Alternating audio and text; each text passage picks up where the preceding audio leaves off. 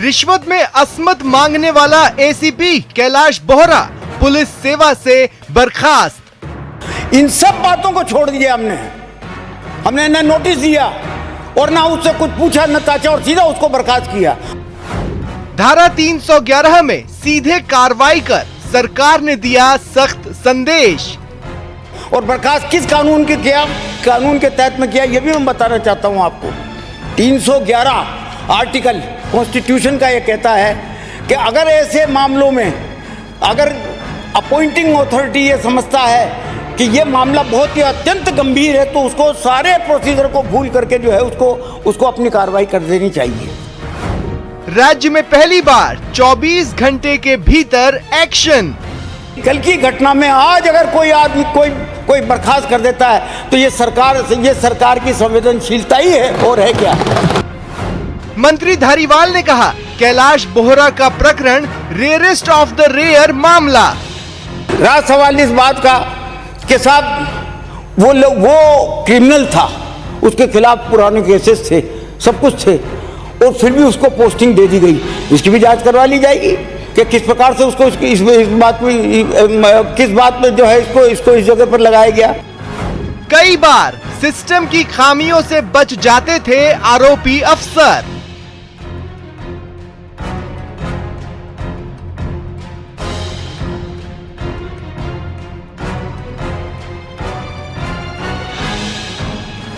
धारा 311 में सीधे बर्खास्तगी का फैसला बनेगा नजीर।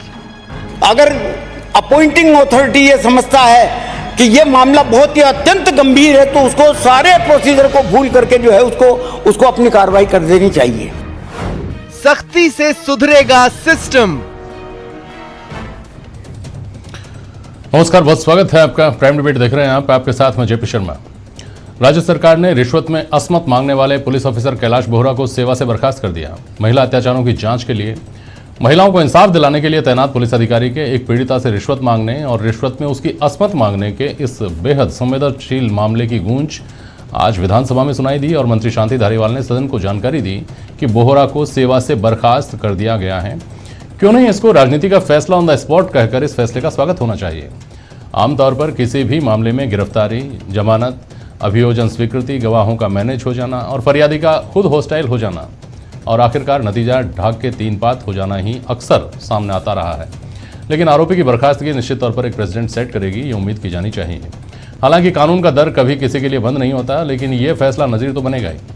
विपक्ष ने आज ये भी मांग उठाई कि दागी अफसरों को फील्ड में न लगाया जाए, उन्हें महत्वपूर्ण पोस्टिंग ना दी जाए।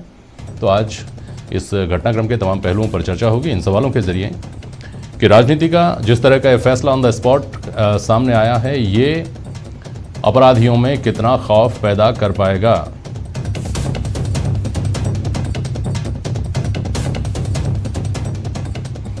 अपनी तरह का यही मामला होगा या ये उम्मीद की जानी चाहिए कि संवेदनशील मामले जो इस तरह के हैं उनमें कड़े फैसलों की परंपरा शुरू होगी।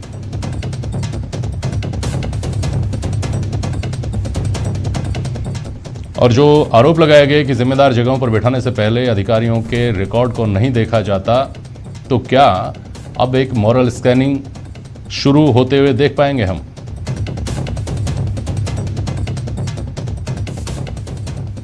हमारे साथ शालिनी पारिक शर्मा हैं, आप समाज सेविका हैं। राजन सिंह शेखावत खचरियावास साहब हमारे साथ हैं, आप भारतीय जनता पार्टी के प्रवक्ता हैं, पुलिस अधिकारी भी रहे हैं। स्वर्णिम चतुर्वेदी जी हैं, कांग्रेस की नुमाइंदगी कर रहे हैं और एडवोकेट ए.के. जैन हमारे साथ जुड़े हुए हैं। बहुत स्वागत करता हूं आप सभी का। शेखावत जी, आप ही के पास आ जाऊं। पहले इस तरह का मामला जिसमें इसी तरह की कार्रवाई की उम्मीद थी, स्वागत करेंगे इसका? नहीं, बिल्कुल स्वागत योग्य कदम है ये। और परंतु इसके साथ ही मैं ये भी कहना चाहूँगा कि अभी जो इन्होंने धारा 311 अनुच्छेद संविधान के का उपयोग करते हुए जो इसको बर्खास्त किया है, साथ में 376B, चूँकि आईपीसी उसमें कस्टडी के अंदर रेप करने का कोशिश किया गया है, तो उसके तहत जो आपके क्रिमिनल एक्शन है वो भी होना चाहिए। दूसरी बात ये मैं समझता हूँ कि सरकार को चिंतन करने की 2-3 विषय हैं जिनके ऊपर हम चर्चा करें। पहला तो राजस्थान क्षेत्रफल में काफ़ी बड़ा है और मैं समझता हूँ कानून और व्यवस्था के दृष्टिकोण से यहाँ स्वतंत्र रूप से गृह मंत्री का होना बहुत आवश्यक है। और पिछले हम इस कांग्रेस के कार्यकाल में देख रहे हैं कि शायद मुख्यमंत्री जी को किसी पे विश्वास नहीं है, इसलिए वो गृह मंत्रालय को अपने पास ही रखना चाहते हैं, जो कि बहुत बड़ी जिम्मेदारी है। किसको दिलाना चाहते हैं? इसको निश्चित रूप से किसी न किसी स्वतंत्र रूप से किसी दूसरे जो भी राजनेता है जो उनके कोई सजेशंस हैं जरा भी विश्वास है पार्टी के पिछले एक साल से कई सुझाव हैं आपकी पार्टी है, किसी का नाम? दूसरा जो एक अभी जो दागी अधिकारी है, ये जो अभी लगे हुए हैं, मैं आपको बताऊं, मैं नाम तो नहीं लेना चाहता, परंतु जो पिछले IAS IPS अधिकारियों की जो सूची निकली थी, RS RPSO की भी निकली थी, उसमें कई दागी अधिकारी थे जिनको फील्ड पोस्टिंग दी गई थी। सबसे बड़ी समस्या क्या है कि जिनके खिलाफ एंटी करप्शन के केसेस दर्ज हैं, उन एंटी करप्शन के केसेस दर्ज अधिकारी जिनके चालान हो चुके, उनको अगर आप फील्ड में लगाएंगे तो उसका क्या संदेश जाएगा? आज वाला जो फैसला किया है ये तो बहुत कड़ा फैसला है, इसका अच्छा संदेश जाएगा। निश्चित रूप से जो हमारे नौकरशाह हैं, जो हमारे सरकारी कर्मचारी हैं, उनके अंदर जो डर खत्म होता जा रहा था भ्रष्टाचार के प्रति, निश्चित रूप से इसका असर होगा। परंतु साथ साथ ही हमको ये कार्रवाई भी करनी चाहिए कि कोई भी दागी अधिकारी है उसको हम फील्ड पे पोस्टिंग नहीं दें। पर साथ ही में इसमें एक बात और जोड़ूंगा शर्मा जी, 1 मिनट लूंगा आपका, कि जो 37 बड़े अधिकारी हैं, IAS अधिकारी, IPS अधिकारी और IFS अधिकारी, और 214 वो अधिकारी हैं जो सबऑर्डिनेट सर्विसेज के हैं, उनके प्रोसिक्यूशन सैंक्शन की फाइल राजस्थान सरकार के पास विचाराधीन है। मैं समझता हूं कि उस पर 2 दिन के अंदर अंदर फैसला करके एक कड़ा संदेश दिया जा सकता है कि यह सरकार भ्रष्ट लोगों के साथ नहीं है, भ्रष्ट लोगों को बख्शेगी नहीं, तब जाके ये भ्रष्टाचार के प्रति लोगों के अंदर जागरूकता पैदा होगी और उनके अंदर डर भी पैदा होगा। बिल्कुल ठीक। मैं समझता हूं ये दिखावटी कार्रवाई नहीं होनी चाहिए, कार्रवाई हो तो ठोस हो, तो कम से कम इन 2-3 आधारों के ऊपर उनको विशेष रूप से कार्रवाई करनी चाहिए। ठीक है। स्वर्णिम चतुर्वेदी, सुन लिया आपने राजेंद्र सिंह शेखावत जी को, रिस्पॉन्ड करिए। ये कह रहे हैं कि पहली बात तो कार्रवाई का फलक जो है वो बहुत इतना संकुचित नहीं होना चाहिए। एक आदमी को आपने बर्खास्त कर दिया, 237 आदमी बैठे हुए हैं अभी तक जिनको अभियोजन स्वीकृतियां ही नहीं मिल रही हैं। देखिए, सबसे पहले मैं राजेंद्र जी को खैर की सरकार की तो बाद में याद दिलाऊंगा। पहले जेपी जी मैं ये बताना चाहता हूँ कि आज की हमारी जो सरकार है राजस्थान में, इस पे जनता का इतना कॉन्फिडेंस है, इतना विश्वास है कि उनको पता है कि हम अगर शिकायत करेंगे तो कार्रवाई होगी। आप देख रहे हैं लगातार ACB द्वारा जो भ्रष्ट कर्मचारी हैं उनके खिलाफ कार्रवाई की जा रही है, ACB द्वारा पकड़ा जा रहा है। हमने जो सर्कुलर जारी किया है वो यही जारी किया है और टोल फ्री नंबर जारी किया है कि बेधड़क होकर के बिना किसी डर के आप अपनी शिकायत दर्ज करें। यदि कोई कर्मचारी, सरकारी कर्मचारी आपसे रिश्वत मांग रहा है या भ्रष्टाचार कर रहा है, तो खुद से रिश्वत नहीं मांग रहा, कहीं भ्रष्टाचार होते देख रहे हैं, तो उसके खिलाफ भी कार्रवाई होती है। इसी का परिणाम है कि आज शिकायत हुई और हमारी सरकार ने संवेदनशीलता दिखाते हुए, त्वरित कार्रवाई करते हुए बर्खास्तगी का यह निर्णय लिया, क्योंकि ये काम ही ऐसा था, जो ये आरोप है, ये आरोप ऐसा था जो सिस्टम पे एक ब्लॉट था और इसको रेयरेस्ट ऑफ रेयरेस्ट प्रकरण मानते हुए सरकार ने यह निर्णय लिया है। मैं मानता हूं कि इसके आगे तक जो है काफी संदेश जाएगा और कर्मचारी जो है इस तरह की कार्रवाई करने से डरेंगे, पहली चीज। दूसरी चीज, आपने ये कहा कि प्रोसिक्यूशन की जो सैंक्शन है इस मामले में बात हुई है, तो मैं ये बताना चाहता हूं कि जब से हमारी सरकार सत्ता में आई है, हमने प्रोसिक्यूशन तो है ही है, इसके अलावा जिन लोगों को सजा मिलनी चाहिए सरकार ने प्रकरण निपटाने पे जोर दिया है। और हमारी जो रेट है, आप तो आपकी अगर की बताओ, देखिए भारतीय जनता पार्टी अगर ये बताए तो सबसे पहले इनको जवाब देना चाहिए। डेल्टा मेघवाल प्रकरण को ये भूले नहीं कि इन्हीं की सरकार में आंदोलन करना पड़ा था पीड़िता को न्याय दिलाने के लिए और CBI से जांच कराने की मांग मानने के बावजूद आपने मांग जो है यहाँ पे CBI से जांच नहीं होने दी। उसमें पीड़िता को प्रश्रय देने की बजाय आरोपियों को प्रश्रय आप लोगों ने दिया और हम लोग तो कार्रवाई कर रहे हैं लगातार, चाहे RPS हो, IPS हो, IAS हो, किसको ट्रैप नहीं किया और किसको नहीं पकड़ा, अंजाम तक पहुंचाने का काम कर रहे हैं। हलवा तो बना दिया। अरे भाई राजेंद्र जी की मांग ये है, स्वर्णिम जी 55% पहुंची है। राजेंद्र जी की मांग ये है कि अलग से गृह मंत्री बनाइए और उसके लिए नाम भी सुझाएगी इनकी पार्टी। लेकिन आप मुझे कुछ सवालों का जवाब दीजिए। आज जो फैसला हुआ उस फैसले का स्वागत करते हुए मैं ये सवाल उठा रहा हूँ स्वर्णिम चतुर्वेदी, कि क्या 4 दिन पहले भरत सिंह नाम के एक पुलिस अधिकारी ने जिस महिला के साथ उसका बलात्कार किया था वो रेयरेस्ट ऑफ द रेयर नहीं है? हम ये कैसे कह सकते हैं कि इस मामले को आपने पूरी संवेदनशीलता के साथ उठाया, जबकि इसमें मीडिया ट्रायल इतना बड़ा हो गया था? चूंकि हाउस चल रहा है, विपक्ष ने बात उठाई थी, तो बेहतर होता कि भरत सिंह को और भरत सिंह जैसे जितने मामले सामने आए हैं उन सबको एक ही धागे से सबकी नपाई होती है। स्वर्णिम चतुर्वेदी, देखिए निश्चित रूप से कार्रवाई होगी। वो आज विधानसभा में भी जवाब दिया, कार्रवाई तो यही होनी थी, लेकिन हमारे मंत्री महोदय ने विधानसभा में जवाब दिया कि जब पीड़िता से जब बात की गई और उसको आगे सबूत पेश करने के लिए सबूत मांगे गए तो उसने देने से इनकार कर दिया, वरना कार्रवाई निश्चित रूप से यही होती है। यहाँ रंगे हाथों पकड़ा, ट्रैप किया एसीबी ने, और ये कार्रवाई त्वरित रूप से की गई। वहां भी यही कार्रवाई होनी थी, और आगे भी यदि ऐसे प्रकरण आएंगे, यदि किसी ने हिम्मत की तो सरकार तत्परता से यही कार्रवाई करेगी। हमारे यहाँ पे पीड़ित को प्रश्रय दिया जाता है, अपराधियों को नहीं। और आप इसका नतीजा आप देख लें कि लगातार एसीबी द्वारा कार्रवाई की जा रही है। और जो आपने ये मुद्दा उठाया, हम तो कह रहे हैं प्रोसिक्यूशन की जो रेट है हमने 55% तक लिया है। और जेपी जी, मैं आज आपके चैनल के माध्यम से यह बताना चाहता हूं कि हमने लोगों को न्याय दिलाने के लिए जो कार्रवाई की है, जो प्रोसीजर अपनाया है, वो तो है ही है। हमने सर्कुलर जारी किया है, जितने भी केसेस हैं, ये फरवरी एंड में सर्कुलर जारी हुआ है, और इसमें ये कहा गया है जितने भी विभागाध्यक्ष हैं सब विभागों के लिए कि जहां जहां पेंडिंग है कोई प्रोसिक्यूशन के लिए, यदि किसी को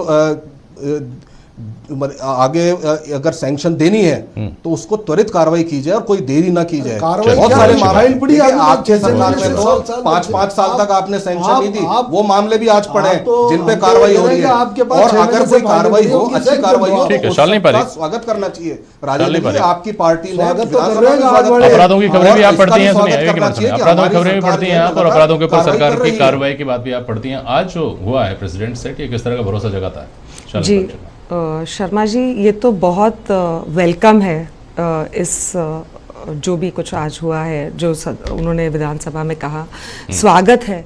द रीज़न बीइंग, जो औरतों के साथ इतना अत्याचार होता है उसको स्ट्रिक्टली, बहुत स्ट्रांगली उसके खिलाफ जाना चाहिए। और अगर सरकार ने इमीडिएटली, अब बात इसकी नहीं है कि बीजेपी सरकार है या कांग्रेस सरकार है, अगर सरकार ने इमीडिएटली इसके खिलाफ एक कदम उठाया है और आर्टिकल 311 के तहत इसको rarest of the rare case बोला है और उसको अभी न्यायिक हिरासत में भी भेज दिया है 26 मार्च तक, तो इसका तो स्वागत करना चाहिए। रक्षक ही भक्षक बन रहे हैं, क्या लोगों में क्या भय रहेगा?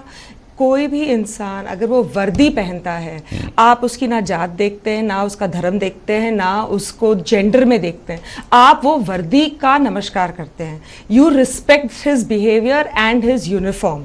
तो जो यूनिफॉर्म में ही ऐसे काम कर रहा है, उस पे लोगों के बीच में क्या डर रहेगा, क्या भय रहेगा, उसके प्रति क्या आदर रहेगा?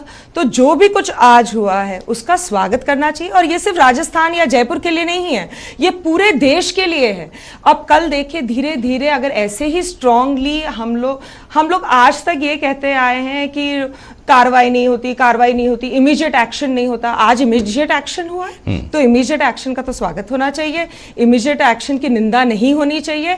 और अब आगे ध्यान देना चाहिए कि इम्प्लीमेंट बराबर हो जाए। फॉर एग्जाम्पल, ये नहीं कि वो विक्टिम होस्टाइल हो जाए, और अगर सपोज इनको सस्पेंड नहीं करते, ये तो अपने पोस्ट का दुरुपयोग करते, ये तो सबूत और गवाह सब मिटाने की कोशिश करते। तो जो भी तरीके से इनके ऊपर केमिकल लगाया गया था, है ना, महिला के ऊपर केमिकल लगाया गया था, जैसे ही हाथ लगाया वो केमिकल उनके हाथ पे भी आ गया, बोहरा जी के। तो जो भी कुछ हुआ है बिल्कुल सही हुआ है। एंड मैं कौन होती हूँ, कोई भी जो भी ये पढ़ेगा, जो भी ये न्यूज़ सुनेगा, आपके चैनल देखने वाले जितने भी लोग हैं, वो सब ये मानेंगे सही है, मगर बेशर्ते कि अब उसको इम्प्लीमेंट बराबर किया जाए, ना कि विक्टिम हॉस्टाइल हो जाए। नहीं होनी चाहिए, एक सिलसिला होना चाहिए, एक सिलसिले की शुरुआत होनी चाहिए। आप उससे कंटिन्यूसली 10,000 रुपए पर मंथ रिश्वत मांग रहे थे, यानी अभी आप क्या चाहते हो, या तो रिश्वत दो, पे इन कैश और पे इन काइंड। इस हद तक गिर गए हैं वो लोग जिनके ऊपर हम 100% भरोसा करते हैं। आज आप पुलिस वाले के पास जाते क्यों हो, और ये केस उनको दिया क्यों गया है? एक रीजन से ही दिया गया है ना, तो किसी पे भरोसा नहीं रहेगा। तो मैं तो मानती हूं कि ये बिल्कुल सही हुआ है, और ऐसे ही सबको करना चाहिए, इर्रिस्पेक्टिव सरकार किसकी है। ठीक है। एडवोकेट ए के जैन साहब, राजनीतिक रूप से ये एक फैसला जो है वो एक नज़ीर हो सकता है, सरकार की संवेदनशीलता भी दिखाता है, और आम आदमी के लिए भी मनभावन हो सकता है। शालिनी पारिक यहाँ महिला जगत की नुमाइंदगी कर रही हैं, महिलाओं में भी ये भरोसा जगाने वाला हो सकता है। कानून के नज़रिए से देखें तो क्या हमारे कानून में अभी भी ऐसी खामियां नहीं हैं, हमारे प्रोसीजर में ऐसी खामियां नहीं हैं कि आज जो आदमी डिसमिस कर दिया गया है, आज जो आदमी जेल चला गया है, कल को हो सकता है कि वो वापस कुर्सी पर बैठा दिखाई दे, और वह हो सकता है कि जो इनकलाब लेकर के वो जो बैठा हुआ था वो इकबाल वापस उसका बुलंद हो। कानूनी रूप से बात करें, निश्चित रूप से सब लोग इसकी तारीफ कर रहे हैं, अच्छा भी लग रहा है सर, परंतु आर्टिकल 311(2) जो कि आपातकाल के अंदर लागू किया गया था, जिसमें ये प्रावधान पहली बार किया गया था कि बिना चार्जशीट, बिना इंक्वायरी, बिना जांच का मौका दिए, अगर पहली चीज कोई ऐसी परिस्थितियां हो कि जब अपॉइंटिंग अथॉरिटी इन राइटिंग में लिखे कि इन कारणों से इस मामले में इंक्वायरी करना संभव नहीं है या उचित नहीं है, और दूसरा जब राष्ट्र को सुरक्षा खतरा हो तब बिना इंक्वायरी के, बिना जांच के डिसमिसल किया जा सकता है। और इस संशोधन को आने वाली गवर्नमेंट ने भी रखा, इसको नहीं हटाया, 42वें संशोधन में किया गया था और सुप्रीम कोर्ट ने भी तुलसीराम के जजमेंट में इसको अपहोल्ड किया। इसी जजमेंट की लाइट, आपने कहा कि ये लोक लुभावन फैसला हो सकता है, निश्चित रूप से इसी जजमेंट की लाइट में, इसी अमेंडमेंट 311(2) आर्टिकल की लाइट में 10 पुलिस वाले इंस्पेक्टर्स और सब इंस्पेक्टर को इसी राजस्थान में शराब माफियाओं के साथ संबंध रखने और अवैध शराब बेचने के मामले में निकाल दिया गया था नौकरी से, और वो सारे के सारे बाद में नौकरी के अंदर वापस आ गए। अब प्रश्न ये है, ठीक, वापस आ गए। एक मिनट जी। अब प्रश्न ये है कि क्या ये ऑर्डर टिक पाएगा अथवा ये ऑर्डर नहीं टिक पाएगा।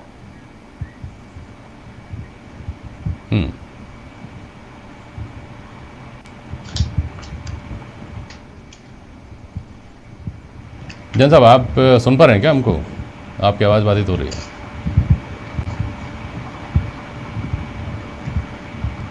चलिए वापस आऊँगा आपके पास। आपको अगर मेरी आवाज़ आ रही हो तो जैन साहब मुझे हेलो बोलिएगा, मैं आपके पास वापस आऊँगा। स्वर्णिम चतुर्वेदी जी, सवाल यही है कि इस तरह के मामलों, पहली बात तो जो शालिनी शर्मा ने कहा कि ये केवल एक नज़ीर बनकर नहीं रह जाना चाहिए, नज़ीर ये कायम होनी चाहिए कि कानूनी तौर पर, कानून के मोर्चे पर पूरी तैयारी के साथ, पूरे होमवर्क के साथ ऐसे मामलों में त्वरित एक्शन लिया जाए। इसी तरह का त्वरित एक्शन लिया जाए तो शायद लोगों में भरोसा जगेगा और अपराधियों में खौफ जगेगा। नहीं तो ये एक मिसाल के तौर पर थोड़े दिन इसकी चर्चा रहेगी और बात आई गई हो जाएगी। स्वर्णिम चतुर्वेदी, देखिए बिल्कुल आप सही कह रहे हैं, मैं इनकी बात से सहमत हूँ कि ये एक नज़ीर नहीं है, ये त्वरित कार्रवाई इस तरह की होती ही रहेगी। जब रेयरेस्ट ऑफ रेयर अगर केस है और इस तरह के कोई मामले आएंगे तो निश्चित रूप से हमारी सरकार संवेदनशीलता के साथ त्वरित कार्रवाई करेगी। और देखिए 2 फैक्टर्स हैं इसमें। पहला फैक्टर ये तो हो गया कि आज सरकार पे, सरकार की कार्रवाई पे और उस पर लोगों का भरोसा बना हुआ था, इसलिए शिकायतें आईं और इस तरह की कार्रवाई संभव हो पाई। और जहाँ तक अपराधियों में भय की बात है, मैं ये मानता हूँ कि इस तरह से जो सरकार कार्रवाई कर रही है, आज बर्खास्तगी हुई है, इसके अलावा बाकी जो कार्रवाई क्रिमिनल केस और ये सब तो चलेंगे ही। तो जब ये सब चीज़ें चलेंगी तो निश्चित रूप से अपराधियों में, अपराध करने वालों में और इस तरह के जिन्होंने कांड करने वालों में खौफ जगेगा। राजन सिंह शेखावत से इत्तेफाक नहीं रखते। बहुत संक्षेप में अपनी बात बोलिएगा राजन जी, बहुत संक्षेप में। मेरा जेपी शर्मा जी, इसके अलावा एक जो सबसे बड़ी बात यह है कि जो हमारे महिला थाने बनाए गए हैं और स्पेसिफिकली पुलिस स्टेशनों पे महिला डेस्क बनाई गई है, उनकी क्या प्रासंगिकता है? मैं समझता हूं उनकी भी समीक्षा होना बहुत जरूरी है। कम से कम महिला थानों पे या जो महिलाओं के उत्पीड़न के लिए, सुनवाई के लिए जो अलग से सेल बनाए, प्रकोष्ठ बनाए, उनमें तो कम से कम महिला अधिकारियों की नियुक्ति होनी चाहिए। ये तो बहुत ही आवश्यक। बिल्कुल, ये इस पर मैं आपसे भी कमेंट लूंगा। शालिनी शर्मा, 2 महिलाओं के उदाहरण हमने सामने देखे, जिसमें से एक को लेकर अभी गफलत है कि वो शायद अपने बयान से बदल गई हैं, लेकिन एक महिला ने हिम्मत दिखाई और एक पुलिस अधिकारी बर्खास्त कर दिया गया। ऐसी बातें हम सुनते हैं कि ऐसे हजारों मामले होते हैं, दब जाते हैं, महिलाओं की हिम्मत ही नहीं होती। महिलाओं को भी आगे आना पड़ेगा, महिलाओं को भी हिम्मत दिखानी पड़ेगी निश्चित तौर पर। शालिनी शर्मा जी, अभी 8 मार्च को हमने वुमेन्स डे मनाया। ये क्या वुमेन्स डे है? क्या ये असलियत में वुमेन्स डे है? हाँ, थोड़े दिन में संडे को ये काम हुआ है, सैटरडे, फ्राइडे, सैटरडे तक ये लोग बात कर रहे थे।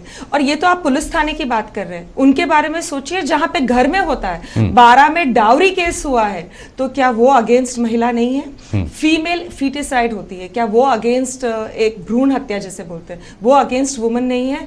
तो महिलाओं के खिलाफ तो अनेक हैं और राजस्थान में तो हर जगह, चाहे वो ढोलपुर चले हिम्मत जा दिखानी बाहर। पड़ेगी, उनको अपनी आवाज तो बुलंद करनी पड़ेगी, बिल्कुल कम से बुलंद कम। करनी पड़ेगी और हर जगह उसको अपने आप को सेफ रखना पड़ेगा, घर में, ससुराल में। क्योंकि ये और सवाल मैं इसलिए कर रहा हूँ, एडवोकेट ए के जैन साहब आपके पास आ रहा हूँ वापस, कि मुझे लगता है कि मनोवैज्ञानिक लोगों ने और कानून बनाने वालों ने, कानून को चलाने वाले आप जैसे लोगों के लिए भी ये बहुत बड़ा यक्ष प्रश्न होगा कि किसी भी मामले में सज़ा का या कार्रवाई के दो पहलू होते हैं। एक तो उस व्यक्ति ने अपराध किया, उसको सज़ा मिलनी चाहिए, दूसरा दूसरे लोगों के लिए नज़ीर कायम होनी चाहिए। 4 दिन पहले एक आदमी पकड़ा जाता है, एक पुलिस ऑफिसर पकड़ा जाता है, और चौथे दिन, तीसरे चौथे दिन ही दूसरा पुलिस अधिकारी पकड़ लिया जाता है, बर्खास्त हो जाता है सेवा से। उधर निर्भया के जो आरोपी हैं, मुलजिम हैं, उनको फांसी होती है, उसी दिन देश में सैकड़ों केस रजिस्टर होते हैं यौन अपराधों के। तो इसमें क्या ये इसको कितनी बड़ी चिंता पाते हैं आप कानून के लिए, जैन साहब? देखिए, जहाँ मैं बात कह रहा था, बात उसमें अधूरी रह गई थी, क्योंकि मंत्री जी ने जो आज घोषणा की है वो घोषणा है। कागज में उन्होंने क्या लिखा है, क्या कारण बताएं कि हम जांच इसलिए नहीं कर सकते या जांच करना आवश्यक नहीं समझते। न्यायालय में मंत्री जी का भाषण नहीं जाएगा, कोर्ट में ये जाएगा कि इनके पास क्या कारण थे जिसकी वजह से बिना चार्जशीट दिए, बिना इंक्वायरी किए टर्मिनेट किया गया। और अब तक जैसा होता है, घोषणा कुछ की जाती है और बाद में जब कागज आते हैं तो स्थितियां कुछ और हो जाती हैं, और उसका फायदा लेकर वो जो कल्प्रिट्स होते हैं, एक्यूज होकर वो बच निकलते हैं। दूसरी बात इस आपने कही कि जो चिंता की बात है, वो चिंता की बात तो वो यानी यही से न्यायपालिका, कार्यपालिका और विधायिका तीनों अपने अपने कार्य और मिशन में फेल हो रहे हैं, और जिसके कारण से कानून बदलने के बाद भी, कठोर से कठोर कानून लाने के बाद भी, भ्रष्टाचार के मामलों में सुप्रीम कोर्ट ने कह दिया कि कोई न्यायालय उस पर रोक नहीं लगाएगी। राजस्थान में 100 से अधिक मामलों में रोक लगी हुई है। सुप्रीम कोर्ट के आदेश राजस्थान की उच्च न्यायालय में उस तरीके से लागू नहीं होते, सरकार अच्छे से प्लीड नहीं कर पाती। कई मामलों में कोर्ट डिस्चार्ज कर देती है या कोर्ट ने क्वेश कर दिया, उसके बाद कार्यपालिका का तो हाल आप देख ही रहे कि सैंक्शन की एक स्ट्रेंथ लगा रखी है कि जब तक सैंक्शन नहीं होगा, प्रोसिक्यूशन नहीं होगा। और केंद्र सरकार ने अमेंडमेंट ला दिया कि रेप केसेस के अलावा और किसी मामले में बिना गवर्नमेंट की परमिशन से एफआईआर दर्ज नहीं होगी। कोई ऑफिसर सस्पेंड किया, ये तो बर्खास्त हो गया, सस्पेंड किया, 6 महीने बाद वापस लगा दिया जाएगा, उसका मुकदमा चल रहा है और वो अच्छे पद पे पदस्थापित हो जाएगा और साथ साथ सारे प्रमोशन ले जाएगा। तो फिर क्या ये सब जो हम नाटक कर रहे हैं ये दिखाने के लिए कर रहे हैं, या जब तक अखबार में खबर है, जब तक टीवी में खबर है उसके लिए कर रहे हैं? कोई ने पूछा है कि 10 आदमियों को 311(2) में निकाला था, वो वापस क्यों आ गए? ये किसकी गलती है, किसकी जिम्मेदारी है? क्या जो ऑफिसर आईएएस आईपीएस बड़े पदों पर बैठे हुए हैं, जो 6 महीने जेल में रहकर आए हैं, उन लोगों को वापस अच्छे पद क्यों दी गई है? ये जिम्मेदारी किसकी है? और जो भ्रष्ट आदमियों के खिलाफ मुकदमा वापस लेने की दरखास्तें सरकार लगा रही है, जिनकी सुप्रीम कोर्ट से बेल खारिज हुई है, वो उसकी जवाब के, क्योंकि वो बात कुछ में आज भी मंत्री को बताना चाहिए था। कैलाश बोहरा को बर्खास्त कर देने से काम नहीं चलेगा, लेकिन फिर भी ये कहना चाहिए कि कुछ और नहीं तो कम से कम ख्वाब शहर देखा तो है। अब तक जिधर देखा नहीं था अब उधर देखा तो है। बहुत शुक्रिया आप सभी का आज प्राइम डिबेट में शामिल होने के लिए। आज के लिए बस इतना ही। नमस्कार।